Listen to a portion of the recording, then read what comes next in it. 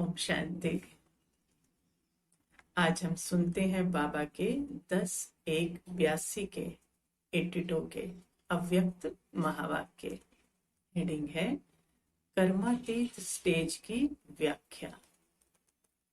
बाबा कहते, वर्तमान संगम युगी स्वराज्य अधिकारी आत्माओं का आसन को हो व सिंहासन को हो, वो है कर्मातीत स्टेज। कर्मातीत अर्थात कर्म करते भी कर्म के बंधनों से अतीत, उनसे अलग, उनके प्रभाव से अलग, कर्मों के वशीभूत नहीं, लेकिन कर्मेंद्रियों द्वारा हर कर्म करते हुए अधिकारीपन के नशे में रहने वाले, कि मैं कर्म करवाने वाला हूं इन कर्मेंद्रियों से, उनके प्रभाव में आने वाले नहीं। तख्त भी नंबरवार है और अधिकार भी बाबा कहते नंबरवार है। दोनों चीजें बाबा कह रहे कि नंबरवार है। कोई सर्व अधिकारी है और कोई अधिकारी है। जैसे भविष्य में विश्व महाराजा और महाराजा दोनों होंगे ना, विश्व महाराजा भी और महाराजा भी, तो दोनों में अंतर होगा। ऐसे यहां भी सर्व कर्मेंद्रियों के अधिकारी अर्थात सर्व कर्मों के बंधन से मुक्त, इसको कहा जाता है सर्व अधिकारी। और दूसरे हैं सर्व नहीं लेकिन अधिकारी हैं, सब पे नहीं होंगे, थोड़ी थोड़ी कर्मेंद्रियों के अधिकारी। तो बाबा कहते हैं सर्व नहीं होंगे। तो बाबा कह रहे कि हरेक राज्य अधिकारी के मस्तक पर बहुत सुंदर रंग बिरंगी मणियां चमक रही हैं। ये मणियां हैं दिव्य गुणों की। जितना जितना दिव्य गुणधारी बने हो, उतनी ही मणियां मस्तक पर चमक रही हैं। किसी की ज्यादा है, किसी की कम है। चमक भी हर एक की अपनी अपनी है, क्योंकि जितने गुण और जितनी शक्तियां, उतना बाबा कहते हैं ये मणियां चमक रही हैं। फिर बाबा बताते कि कर्मातीत स्टेज का तख्त कितना श्रेष्ठ तख्त है। इसी स्टेज की अधिकारी आत्माएं अर्थात तख्त नशीन आत्माएं विश्व के आगे इष्ट देव के रूप में प्रत्यक्ष होंगी। जो यहाँ के अधिकारी होंगे इस तख्त के, वो इष्ट देव के रूप में बाबा बोलते प्रत्यक्ष होंगे। बाबा कहते हैं ऐसे परम पवित्र, सर्व प्रति रहम दिल, सर्व प्रति मास्टर वरदाता, सर्व प्रति मास्टर रूहानी स्नेह के सागर, सर्व प्रति शुभ भावनाओं के सागर, ऐसे पूज्य इष्ट देव आत्मा हो। सभी ब्राह्मण आत्माओं में नंबरवार वो सब संस्कार समाये हुए हैं, लेकिन इमर्ज रूप में अभी तक कम है। अभी इस इष्ट देवात्मा के संस्कारों को इमर्ज करो। है सब में बाबा कहते, लेकिन थोड़े मर्ज हो गए हैं। अब बाबा कहते इमर्ज करो। वर्णन करने के साथ स्मृति स्वरूप सुसमर्थ स्वरूप बन स्टेज पर आओ। बाबा कहते ऐसा सोचकर फिर स्टेज पर आओ। जिन बाबा कहते जिन्हें वो लोग ढूंढते हैं, जिन आत्माओं को हम चाहते हैं, जिन श्रेष्ठ आत्माओं से चाहना रखते हैं, ये वही श्रेष्ठ आत्माएं हैं। ऐसे उनको लगे, ऐसे स्टेज पर आओ कि उनको लगे ये वही हैं। सबके मुख से व मन से यही आवाज निकले कि ये वही हैं। ऐसे अनुभव करें कि बस इन्हों से मिले तो बाप से मिले। उनको भगवान कौन लगेगा? वही इष्ट देवी देवता लगेंगे।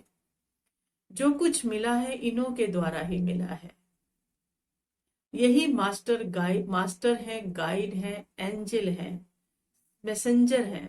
बस यही है और वही है।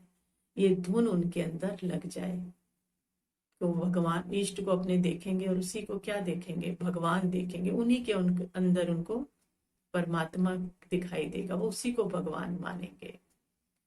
तो इन्हीं दो शब्दों की धुन हो, यही है और वही है। मिल गए ये खुशी की वो तालियां बजाएं, ऐसा बाबा कहते हैं। तो उनको अनुभव कराओ। ऐसी अनुभूति कराने के लिए विशेष अष्ट शक्ति स्वरूप, अलंकारी शक्ति स्वरूप चाहिए। लेकिन बाबा कहते शक्ति स्वरूप भी माँ के स्वरूप में चाहिए। शक्ति सिर्फ ऐसे नहीं चाहिए उनको, शक्ति कैसे चाहिए? माँ के स्वरूप में चाहिए। आजकल सिर्फ शक्ति स्वरूप से संतुष्ट नहीं होंगे, लेकिन शक्ति माँ, शक्ति के साथ वो क्या हो? माँ हो, जो प्रेम और पालना देकर हर बाप के बच्चे को खुशी के झूले में झुलाए, तब बाप के वर्षे के अधिकारी बन सके। बाप से मिलाने के योग्य बनाने से आप निमित्त शक्ति के रूप में ऐसा पवित्र प्रेम और अपनी प्राप्तियों द्वारा श्रेष्ठ पालना दो, योग्य बनाओ, अर्थात योगी बनाओ। मास्टर रचयिता बनना तो सबको आता है, बाबा कहते सब रचना कर लेते हैं। अल्पकाल प्राप्ति कराने वाले नामधारी जो महान आत्माएं हैं, वो भी रचना तो बहुत रच लेते हैं। दुनिया में भी ऐसे बहुत सारी रचना रच लेते हैं जो महात्मा लोग होते हैं। प्रेम भी देते हैं, लेकिन पालना नहीं दे सकते। वो प्यार करते हैं, लेकिन बाबा कहते पालना नहीं दे सकते, इसलिए फॉलोअर्स बन जाते हैं। लेकिन पालना से बढ़ाकर बाप से मिलाएं, अर्थात पालना द्वारा बाप के अधिकारी योग्य आत्मा बनाएं, ये नहीं कर सकते हैं। ये बाबा हमें करने को कह रहे हैं। इसलिए फॉलोअर्स ही रह जाते हैं, वो बच्चे नहीं बनते। दुनिया वाले जो दुनिया में गुरु लोग करते हैं, तो बाबा कहते हैं बच्चे नहीं बनते, बाप के वर्षे के अधिकारी नहीं बनते। ऐसे ही आप ब्राह्मण आत्माओं में भी रचना तो बहुत जल्दी रच लेते हो, अर्थात निमित्त बनते हो, लेकिन प्रेम और पालना द्वारा उन आत्माओं को अविनाशी वर्षे के अधिकारी बनाना, इसमें बहुत कम योग्य आत्माएं हैं जो ऐसा करती हैं, जो बाप के वर्षे के अधिकारी बना देती हैं उनको। जैसे लौकिक जीवन में माँ बच्चे को पालना द्वारा शक्तिशाली बनाती है, जिससे वो सदा किसी भी समस्या का सामना कर सके, सदा तंदुरुस्त रहे, संपत्तिवान रहे। ऐसे आप श्रेष्ठ आत्माएं जगत माता बन एक दो आत्माओं को माँ नहीं, जगत माँ, खाली माँ नहीं, जगत माँ, बेहद की माँ बन मन से ऐसा शक्तिशाली बनाओ जो सदा आत्माएं अपने को विघ्न विनाशक, शक्ति संपन्न, हेल्दी और वेल्दी अनुभव करें। ऐसी माँ बनना है। अब ऐसी पालना की आवश्यकता है। ऐसी पालना वाले बहुत कम है। परिवार का अर्थ ही है प्रेम और पालना, उसकी अनुभूति कराओ। इस पालना की ही प्यासी आत्माएं हैं। बाकी तो बाबा कहते हैं उनके पास सब कुछ है, लेकिन ये पालना की प्यासी है। ये पालना पूरी दो। सबके मुख से यही निकले कि हमारे समीप के संबंधी हमें मिल गए। पहले रिलेशन की अनुभूति कराओ, फिर कनेक्शन सहज हो जाएगा।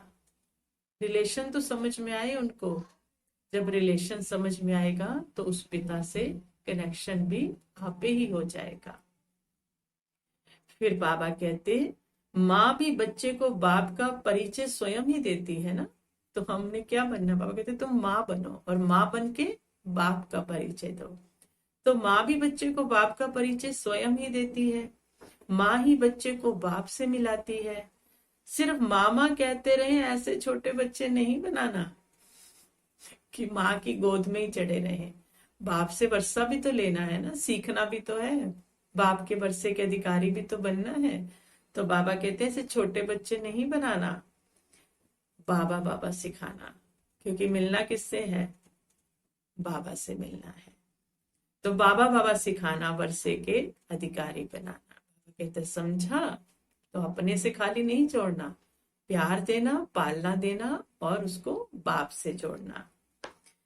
तो बाबा कहते जैसे बाप के लिए सबके मुख से एक ही आवाज निकलती है ना, मेरा बाबा, ऐसे आप हर श्रेष्ठ आत्मा के प्रति ये भावना हो, महसूसता हो, जो हर एक समझे कि ये मेरी माँ है। ऐसा प्यार और पालना दे सबको कि सबको ऐसा लगे जैसे बाबा निकलता है ना, वैसे हम आत्माएं ऐसी पालना दें कि लगे कि ये मेरी माँ है। ये बेहद की पालना है। हर एक के से मेरेपन की भावना आए, हर एक को, हर एक समझे ये मेरे शुभ चिंतक सहयोगी सेवा के साथी हैं। इसको कहा जाता है बाप समान, और इसको ही कहा जाता है कर्मातीत स्टेज के तख्त नशीन।